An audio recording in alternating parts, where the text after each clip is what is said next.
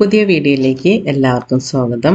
Secretariat അസിസ്റ്റൻറ്റിൻ്റെ crash കോഴ്സിൻ്റെ രണ്ടാം ഭാഗമാണ് ഇന്നത്തെ വീഡിയോയിൽ ഞാൻ ഉൾപ്പെടുത്തിയിരിക്കുന്നത്. അതിൽ മാർത്താണ്ഡവർമ്മ 1729 മുതൽ 1758 വരെയാണ് അദ്ദേഹത്തിൻ്റെ കാലഘട്ടം.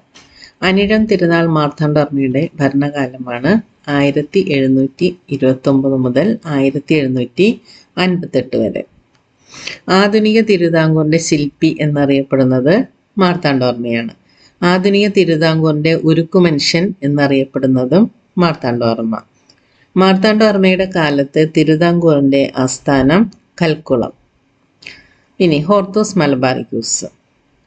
മലബാറിലെ ഔഷധ സസ്യങ്ങളെപ്പറ്റി പ്രതിപാദിക്കുന്ന ഡച്ചുകാർ തയ്യാറാക്കിയ പുസ്തകമാണ് ഹോർത്തൂസ് മലബാറിക്കസ്. ഡച്ചുകാരുടെ ഏറ്റവും വലിയ സംഭാവനയാണ് ഹോർത്തൂസ് മലബാറിക്കസ്. ഹോർത്തൂസ് മലബാറിക്കസ് തയ്യാറാക്കിയത് ഏത് ഭാഷയിലാണ്? ലാറ്റിൻ ഭാഷയിൽ. കേരളാരാമം എന്നറിയപ്പെടുന്ന ഗ്രന്ഥമാണ് ഹോർത്തൂസ് മലബാറിക്കസ്. ഹോർത്തൂസ് മലബാറിക്കസ് പ്രസിദ്ധീകരിച്ച സ്ഥലമാണ് ആംസ്റ്റർഡാം. ഹോർത്തൂസ് മലബാറിക്കസ് പ്രസിദ്ധീകരിച്ച വർഷം 1678 1703. 1678 1703 ഇടയ്ക്ക് 12 വാല്യങ്ങളായാണ് ഹോർത്തൂസ് മലബാറിക്കസ് പ്രസിദ്ധീകരിച്ചത്. ഹോർത്തൂസ് മലബാറിക്കസിൽ പ്രതിപാദിച്ചിരിക്കുന്ന ആദ്യ വൃക്ഷമാണ് തെങ്ങ്. ഹോർത്തൂസ് മലബാറിക്കസിൻ്റെ മലയാളം പതിപ്പ് പ്രസിദ്ധീകരണത്തിന് നേതൃത്വം നൽകിയത് കേരള സർവകലാശാലയാണ്. മലയാളം ഭാഷ അച്ചടിച്ച ആദ്യ ഗ്രന്ഥമാണ് ഹോർത്തൂസ് മലബാറിക്കസ്. മലയാളത്തിൽ അച്ചടിച്ച ആദ്യ വാക്കാണ് തെങ്ങ്. ഹോർത്തൂസ് മലബാറിക്കസ് എന്ന ഗ്രന്ഥം തയ്യാറാക്കാൻ നേതൃത്വം നൽകിയ ഡച്ച് ഗവർണറാണ് അഡ്മിറൽ വാൻഡീസ്. ഹോർത്തൂസ് മലബാറിക്കസ് മലയാളത്തിലേക്ക് വിവർത്തനം ചെയ്തത് KS മണിലാൽ. ഹോർത്തൂസ് മലബാറിക്കസിൻ്റെ രചനയിൽ സഹായിച്ച മലയാളി വൈദ്യനാണ് ഇട്ടി അച്യുതൻ. ഹോർത്തൂസ് മലബാറിക്കസിൻ്റെ രചനയെ സഹായിച്ച ഗൗഡസാരസ്വത ബ്രാഹ്മണർ ആരൊക്കെയാണ്? രംഗഭട്ട്, അപ്പുഭട്ട്, വിനായക ഭട്ട്. ഹോർത്തൂസ് മലബാറിക്കസിൻ്റെ രചനയെ സഹായിച്ച കാർമൽ പുരോഹിതനാണ് ജോൺ മാത്യൂസ്. ഇനി അടുത്തത് പുലപ്പേടി, മണ്ണാപ്പേടി, പറപ്പേടി. ചില പ്രത്യേക മാസങ്ങളിൽ ഉയർന്ന ജാതിക്കാരായ സ്ത്രീകളെ ഉപദ്രവിക്കാൻ താണജാതിക്കാർക്ക് അവകാശമുണ്ടായിരുന്നു. സന്ധ്യ കഴിഞ്ഞ് വീടിന് പുറത്തു വെച്ച് പറയനോ പുലയനോ മണ്ണാനോ സ്ത്രീയെ തൊടുകയോ എവിടെയെങ്കിലും നിന്ന് കണ്ടേ എന്ന് വിളിച്ചു പറയുകയോ ദേഹത്ത് കല്ലോ കമ്പോ കൊണ്ട് എറിഞ്ഞു കൊള്ളിച്ചാലോ അവൾ ജാതിഭ്രഷ്ടാകും. ജാതിഭ്രഷ്ടാകുന്ന സ്ത്രീ അവർണ്ണന് അവകാശപ്പെട്ടതായിരിക്കും.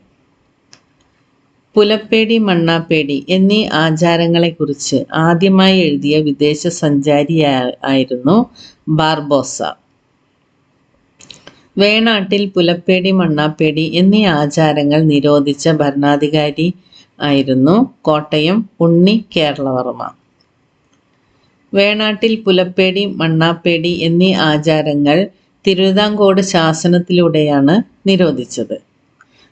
നിരോധിച്ച ഭരണാധികാരിയായിരുന്നു കോട്ടയം ഉണ്ണി കേരളവർമ്മ. വേണാട് ഉടമ്പടിയിൽ ഒപ്പുവെച്ചത് മാർത്താണ്ഡവർമ്മ. മാർത്താണ്ഡവർമ്മയുടെ പ്രശസ്തനായ മന്ത്രിയായിരുന്നു രാമയ്യൻ ദളവ. തിരുവിതാംകൂറിൽ ആദ്യമായി മറവപ്പട എന്ന പേരിൽ ഒരു സ്ഥിരം സൈന്യത്തെ ഏർപ്പെടുത്തിയ രാജാവായിരുന്നു മാർത്താണ്ഡവർമ്മ. തിരുവിതാംകൂറിലെ ആദ്യ ദളവ രാമയ്യൻ ദളവ. മാർത്താണ്ഡവർമ്മയുടെ സദസ്സിൽ ജീവിച്ചിരുന്ന പ്രമുഖ കവികളായിരുന്നു രാമപുരത്ത് വാര്യർ, കുഞ്ചൻ നമ്പ്യാർ. മാർത്താണ്ഡവർമ്മ താൻ വിസ്തൃതമാക്കിയ രാജ്യം ജനുവരി 3 തൻ്റെ കുലദൈവമായ ശ്രീ പത്മനാഭനെ സമർപ്പിച്ചു. ഇതാണ് തൃപ്പടിദാനം. ഇതിനു ശേഷം തിരുവിതാംകൂർ രാജാക്കന്മാർ ശ്രീ പത്മനാഭദാസന്മാർ എന്ന പേരിൽ അറിയപ്പെട്ടു. എന്താണ്? മാർത്താണ്ഡവർമ്മ താൻ വിസ്തൃതമാക്കിയ രാജ്യം ജനുവരി 3 തൻ്റെ കുലദൈവമായ ശ്രീ പത്മനാഭനെ സമർപ്പിച്ചു. ഇതിനെയാണ് തൃപ്പടിദാനം എന്ന് പറയുന്നത്. തിരുവിതാംകൂർ രാജാക്കന്മാർ ശ്രീ പത്മനാഭദാസന്മാർ എന്ന പേരിൽ അറിയപ്പെട്ടു. മാർത്താണ്ഡവർമ്മയുടെ കാലത്ത് ആരംഭിച്ച വാണിജ്യ വകുപ്പാണ് മുളകു മടിശീല. തിരുവിതാംകൂറിലെ വ്യവസായികൾ അറിയപ്പെട്ടത് മുളകു മടിശീലക്കാർ എന്നാണ് അറിയപ്പെട്ടത്. 1753 മാവേലിക്കര ഉടമ്പടി ഒപ്പുവെച്ചത് മാർത്താണ്ഡവർമ്മയും ഡച്ചുകാരും തമ്മിൽ. കായംകുളത്തെ കൃഷ്ണപുരം കൊട്ടാരം പണി കഴിപ്പിച്ചത് മാർത്താണ്ഡവർമ്മ.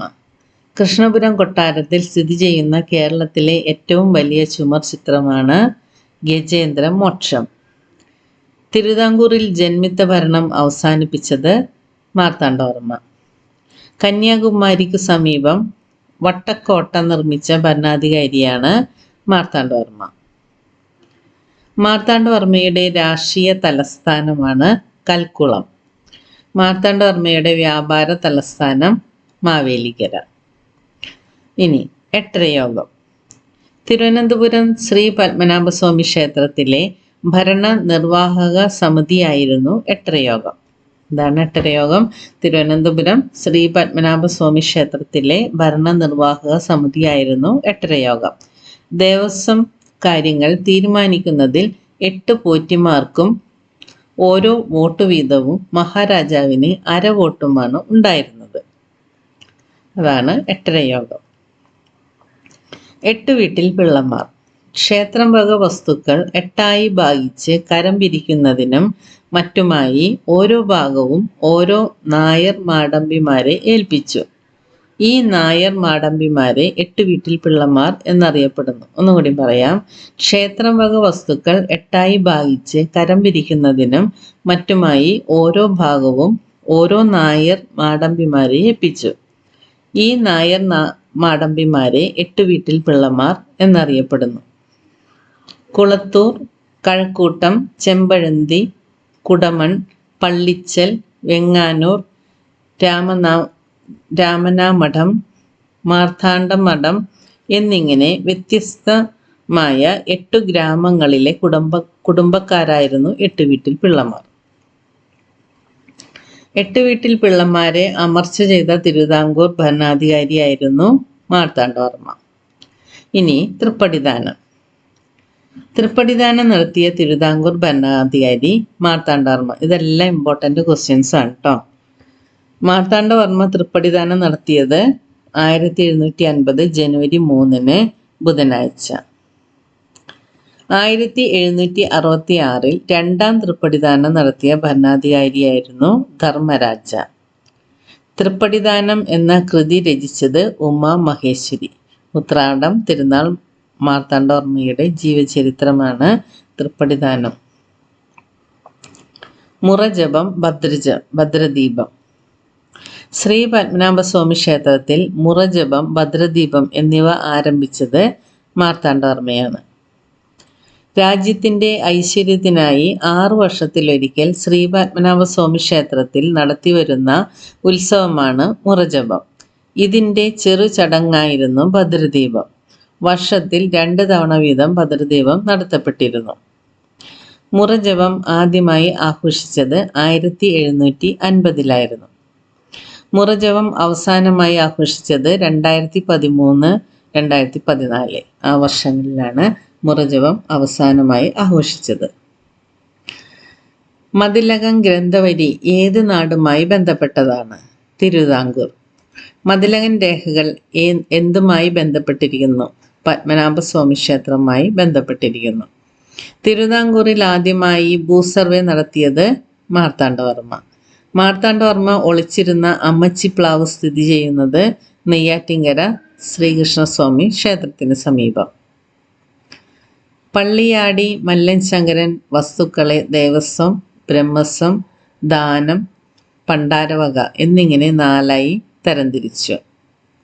മാർത്താണ്ഡവർമ്മയുടെ കാലത്ത് ഭരണ സൗകര്യത്തിനായി തിരുവിതാംകൂറിനെ 15 മണ്ഡപത്തും വാതുക്കൽ ആയി വിഭജിച്ചു. അതായത് താലൂക്കുകളായി വിഭജിച്ചു. പൊന്മന അണ, പുത്തനണ എന്നീ അണക്കെട്ടുകൾ നിർമ്മിച്ച ഭരണാധികാരിയാണ് മാർത്താണ്ഡവർമ്മ. കള്ളക്കടത്ത് തടയാൻ വേണ്ടി അതിർത്തിയിൽ ചൗക്കകൾ, ചെക്ക് പോസ്റ്റുകൾ ഏർപ്പെടുത്തി. ആരെ? മാർത്താണ്ഡവർമ്മ. കേരളത്തിലെ അശോകൻ എന്നറിയപ്പെടുന്നത് വിക്രമാദിത്യ വരഗുണൻ. തിരുവിതാംകൂറിലെ അശോകൻ എന്നറിയപ്പെടുന്നത് മാർത്താണ്ഡവർമ്മ.